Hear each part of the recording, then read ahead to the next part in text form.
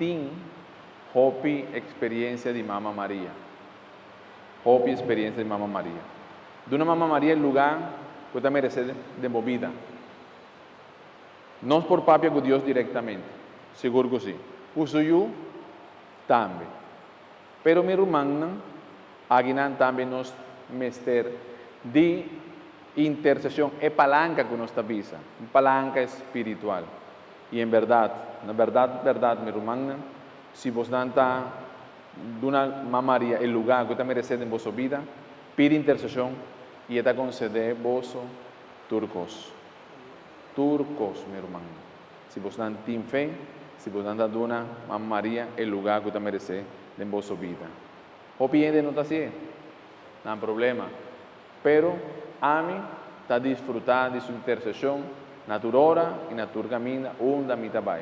Eu pensei me dar um testemunho, pensei me escolher 16 de julho para começar meu projeto de pastor como diácono. Amanhã, a mitad de 5 años, vamos a ordenar como diácono. Pero no solamente para sobre el 16 de julio, no, sino para sobre Mamma Maria, siempre te acompañame en tu camino. Señor, sea con vos.